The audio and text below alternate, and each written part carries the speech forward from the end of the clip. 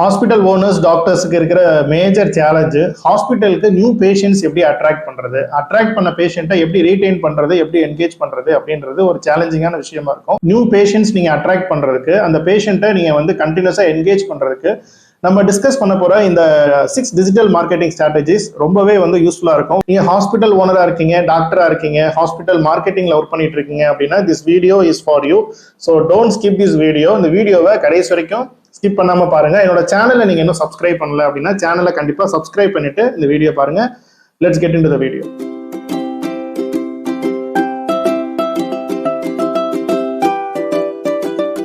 நம்ம ஹாஸ்பிட்டலோட டிஜிட்டல் ப்ரெசன்ஸ்க்கு வந்து நம்மளோட வெப்சைட் தான் வந்து ஒரு மேஜர் ஃபோக்கஸ் ஏரியா. நம்ம வெப்சைட் வந்து ஒரு டிஜிட்டல் ஹப் அப்படின்னு சொல்லலாம், டிஜிட்டல் ஹாஸ்பிட்டல் அப்படின்னு சொல்லலாம். வெப்சைட்டோட குவாலிட்டி வந்து ரொம்ப ஒரு முக்கியமான விஷயம். வெப்சைட்டோட நேவிகேஷன் எந்த அளவுக்கு இருக்கு, மொபைல் ஆப்டிமைசேஷன் நம்ம எந்த அளவுக்கு பண்ணியிருக்கோம். ஸோ பேஷண்ட் நம்மளோட வெப்சைட்டை விசிட் பண்ணுறாங்க, ஒரு லேப்டாப்ல விசிட் பண்ணாலும் சரி, இல்லை ஒரு மொபைலில் விசிட் பண்ணாலும் சரி, அவங்களுக்கு வந்து உடனே அந்த பேஜஸ் ஓப்பன் ஆகுறது, அவங்க என்ன டீட்டெயில்ஸ்க்காக வந்து நம்ம வெப்சைட்டுக்கு வந்திருக்காங்களோ அதுக்கு தகுந்த மாதிரியான கரெக்டான ஒரு டீட்டெயில்ஸ் வந்து நம்ம வெப்சைட்ல வந்து ப்ரொவைட் பண்ணிக்கணும். கன்சல்டன்ட் டீட்டெயில்ஸ்ல இருந்து, அப்பாயின்மெண்ட் ஃபிக்ஸ் பண்றதுல இருந்து, ஒரு லேப் ஃபெசிலிட்டி அவைல் பண்றதுல இருந்து, ஆம்புலன்ஸ் ஃபெசிலிட்டி அவைல் பண்றதுல இருந்து, எல்லா ஃபெசிலிட்டிஸ்க்கும் வந்து ஈஸியா அவங்க வெப்சைட் மூலியமா புக் பண்றதுக்கு நம்ம வந்து வெப்சைட்டை வந்து டிசைன் பண்ணியிருக்கணும்.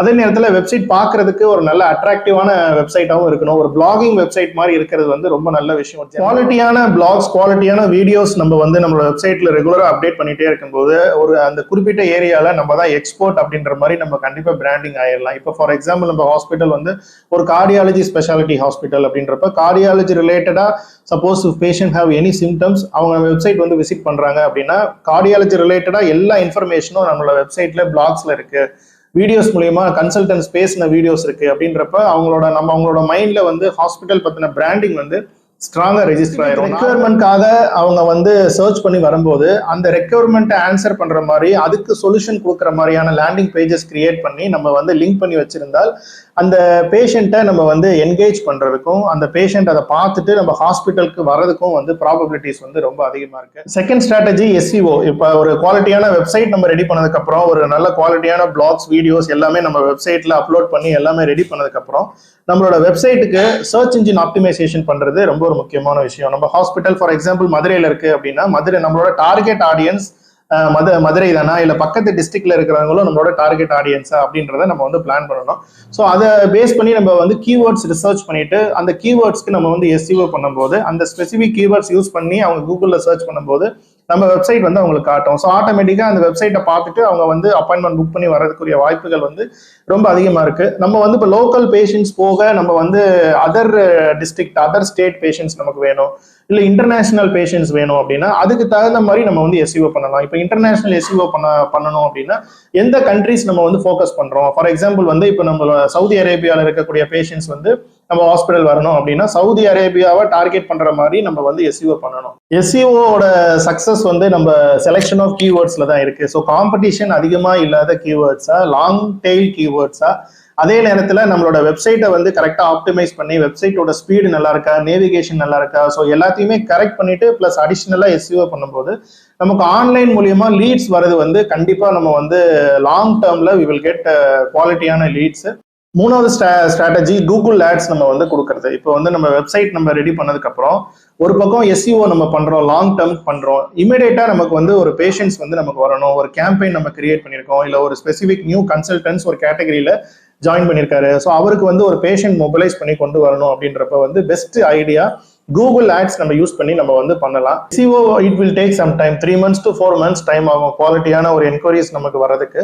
வேறஸ் நம்ம கூகுள் ஆட்ஸ் நம்ம கொடுக்கும்போது இமீடியட்டா நமக்கு ஒரு என்கொயரிஸ் வேணும், ஒரு பேஷண்ட் அக்விசிஷன் இமீடியட்டா பண்ணணும் அப்படின்றப்ப we will go for Google ads. Fourth strategy, நம்ம ஹாஸ்பிட்டலுக்கு ஒரு மெயின்டெனன்ஸ் மேனேஜ்மெண்ட் சாஃப்ட்வேர், ஒரு குவாலிட்டியான சாஃப்ட்வேர் வந்து நம்ம யூஸ் பண்றது ஒரு இம்பார்ட்டன்ட் விஷயம் அப்படின்ற மாதிரி சொல்லலாம். டெலிகேட் பண்ற ஒர்க்கை ஆட்டோமேஷன் பண்ணி நம்ம வந்து சிம்பிளிஃபை பண்றதுனால நம்மளோட டைம் வந்து நிறைய சேவ் ஆகுது. அதே நேரத்தில் காஸ்ட் ஆஸ்பெக்ட்ல 20% to 25% காஸ்ட் வந்து நமக்கு கண்டிப்பா ரெடியூஸ் ஆகும்.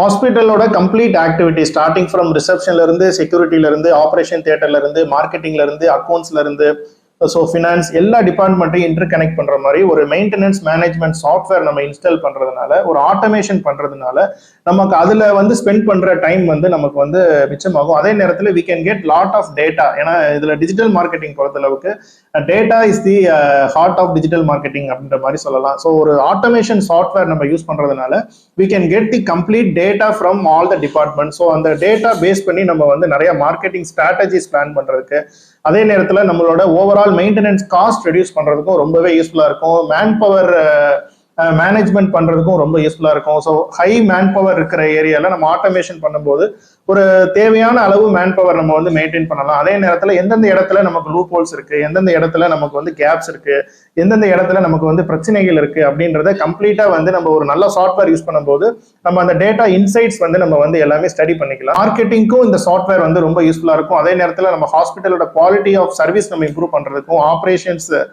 குவாலிட்டி நம்ம இம்ப்ரூவ் பண்றதுக்கும் இந்த சாஃப்ட்வேர் வந்து நமக்கு ரொம்ப வந்து சப்போர்ட் ஆகும். 5th strategy email marketing. Email marketing அப்படின்றது வந்து ஒரு ஹாஸ்பிட்டலுக்கு ரொம்ப ஒரு முக்கியமான விஷயம்.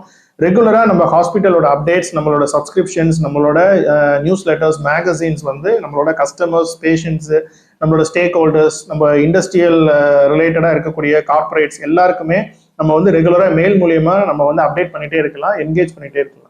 இமெயில் மார்க்கெட்டிங் எஃபெக்டிவா பண்ணக்கூடிய டூல்ஸ் வந்து அவைலபிளா இருக்கு. ஈவன் ஃப்ரீ டூல்ஸ் இருக்கு, பெய்ட் டூல்ஸ் இருக்கு. ஸோ நம்ம ஆல்ரெடி நம்ம ஹாஸ்பிட்டல்ல மார்க்கெட்டிங் டிபார்ட்மெண்ட் இருக்காங்க அப்படின்னா அடிஷ்னலா அவங்களுக்கு இந்த வேலையை கொடுத்து நம்ம பண்ண சொல்லலாம். இப்போ ஈவெண்ட்ஸ் கண்டக்ட் பண்ற டிபார்ட்மெண்ட்ஸுக்கு இந்த ஒர்க்கை கொடுத்து நம்ம வந்து பண்ண சொல்லலாம். ஒன்லி திங் அவங்க வந்து இமெயில்ஸ் கலெக்ட் பண்றதை வந்து ஒரு டாஸ்கா எடுத்து நம்ம பண்ணணும்.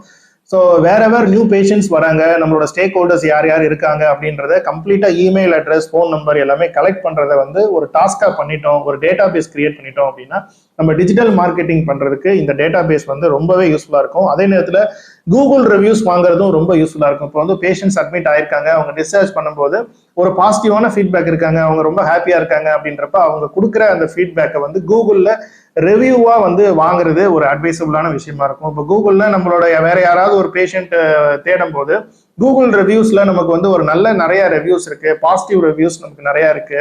அப்படின்றப்ப வந்து பேஷண்ட்ஸ் வந்து ஒரு ட்ரஸ்ட் ஒர்த்தி ஹாஸ்பிட்டல் அப்படின்ற மாதிரி அவங்களுக்கு வந்து பிராண்டிங் ஆகும். அதே நேரத்தில் நெகட்டிவ் ரிவ்யூஸ் வந்தாலும் அந்த நெகட்டிவ் ரிவ்யூஸை நம்ம எப்படி ஒரு ப்ராப்பரா ஹேண்டில் பண்றோம் அப்படின்றது ரொம்ப ஒரு முக்கியமான விஷயம். So email collection, phone number collection, Google reviews, so இது எல்லாமே நம்ம வந்து ஒரு ஃபோக்கஸ் பண்ண வேண்டிய ஒரு final strategy social media marketing. Social மீடியாஸ்ல இப்போ வந்து Facebook, Instagram, LinkedIn, so YouTube, so இந்த மீடியாஸ்ல நம்ம வந்து பேஜ் ஓப்பன் பண்ணி நம்ம ஹாஸ்பிட்டலுக்குன்னு சொல்லி நம்ம வந்து ரெகுலரா போஸ்ட் போட்டுட்டு இருக்கிறது ரொம்ப ஒரு முக்கியமான விஷயம். சோஷியல் மீடியா பேஜஸ் நம்ம எக்ஸிஸ்டிங்கா இருக்கக்கூடிய மார்க்கெட்டிங் ஸ்டாஃப் வச்சும் பண்ணலாம். அதே நேரத்தில் அவுட் சோர்ஸ் பண்ணி பண்றதும் வந்து ரொம்ப எஃபெக்டிவா இருக்கும். சோஷியல் மீடியால வந்து நம்ம போஸ்ட் போடும்போது ஆர்கானிக்கா we can reach some followers. For example, if you have 1000 followers, நீங்க ஒரு போஸ்ட் போடுறீங்க அப்படின்னா அந்த போஸ்ட் வந்து மேக்ஸிமம் ஒரு 50 people or 100 பீப்புளுக்கு ரீச் ஆகும். அதே நேரத்தில் ஸ்பான்சர்ட் கண்டென்ட் அப்படின்னு சொல்லிட்டு ஃபேஸ்புக், இன்ஸ்டாகிராம்ல இருக்கு. ஸோ அது வந்து ads, Facebook ads, Instagram ads, ஒரு பெனிஃபிஷரி பேசின வீடியோ, இந்த மாதிரி ஒரு முக்கியமான கண்டென்ட்டை வந்து நம்ம ஒரு ஃபேஸ்புக்ல ஆடா கொடுக்கலாம், இன்ஸ்டாகிராம்ல ஆடா கொடுக்கலாம், யூடியூப்ல வந்து ஆடா கொடுக்கலாம். ஸோ அப்படி கொடுக்கும்போது நிறைய பேருக்கு ரீச் ஆகிறதுக்குரிய சான்சஸ் வந்து ரொம்ப அதிகமா இருக்கு. சோஷியல் மீடியா மார்க்கெட்டிங் பொறுத்தளவுக்கு ரிவ்யூஸ் ஹேண்டில் பண்றது ரொம்ப ஒரு முக்கியமான விஷயம். ஸோ அந்த பேஜ் ஹேண்டில் பண்றவங்க ஒரு நல்ல காம்பட்டன்டான ஒரு பர்சனா இருக்கணும். ஸோ இப்போ ஒரு பாசிட்டிவ் ரிவ்யூ கொடுக்குறாங்க அப்படின்னா பிரச்சனை கிடையாது, நம்ம வந்து தேங்க்யூ அப்படின்னு சொல்லிட்டு விட்டுறலாம். இப்போ நெகட்டிவ் ரிவ்யூஸ் கொடுக்குறாங்க அப்படின்னா அந்த பேஷண்ட்டுக்கு என்ன ப்ராப்ளம், எதனால வந்து இந்த மாதிரி சொல்றாங்க அப்படின்ற அவங்களை கம்ப்ளீட்டா அவங்களோட ப்ராப்ளத்தை, அவங்க டிஸ்பியூட்டை நம்ம கரெக்டாக ஹேண்டில் பண்ணி அவங்கள ஒரு ஹாப்பி பேஷண்டா நம்ம வந்து மாத்துறது ரொம்ப ஒரு முக்கியமான விஷயம். ஸோ இந்த நெகட்டிவ் கமெண்ட்ஸ் வரும் அப்படின்றதுக்காகவே நிறைய பேர் வந்து சோஷியல் மீடியால வந்து போஸ்ட் வந்து போட மாட்டாங்க, பேஜ் வந்து ஓப்பன் பண்ண மாட்டாங்க. ஸோ வந்து இந்த மாதிரி இருந்தோம் அப்படின்னா we are missing a great opportunity. Social மீடியால ஆக்டிவா இருக்கிறது நம்மளோட பேஷண்ட்டை என்கேஜ் பண்றதுக்கு ரொம்ப ஒரு முக்கியமான விஷயமா இருக்கும். யூடியூப் சேனல்ஸ் வந்து ரொம்பவே சப்போர்ட்டா இருக்கும். டாக்டர்ஸ் வந்து பேச வைக்கலாம், நம்மளோட ஈவெண்ட்ஸை வந்து லைவ் பண்ணலாம், ஃபேஸ்புக்ல நம்ம ஈவெண்ட்ஸ் வந்து லைவ் பண்ணலாம். ரொம்பவே வந்து யூஸ்ஃபுல்லா இருக்கும். ரொம்ப எஃபெக்டிவா, காஸ்ட் எஃபெக்டிவ் மெத்தட். நம்ம வந்து நியூஸ் பேப்பர்ல போய் ஆட் கொடுக்கறத விட, ஒரு பில் போர்ட்ஸ்ல கொடுக்கறத விட, ஒரு நோட்டீஸ் கொடுத்து நம்ம வந்து போஸ்டர்ஸ் ஒட்டி இந்த மாதிரி கேம்பெயின் பண்றதை விட இந்த ஃபேஸ்புக் மூலியமா, யூடியூப் மூலியமா நம்ம பண்ணக்கூடிய ஒவ்வொரு விஷயத்துக்கும் குவாலிட்டி அதே நேரத்தில் குவான்டிட்டி ரிசல்ட்ஸும் வந்து நம்ம பார்த்துக்கலாம். இப்போ நம்ம பார்த்த எல்லா சர்வீஸும் நானும் வந்து பண்ணி கொடுத்துட்டு இருக்கேன். ஹாஸ்பிட்டல்ஸ்க்கு ஆல்ரெடி நம்ம பண்ணிட்டு இருக்கேன்.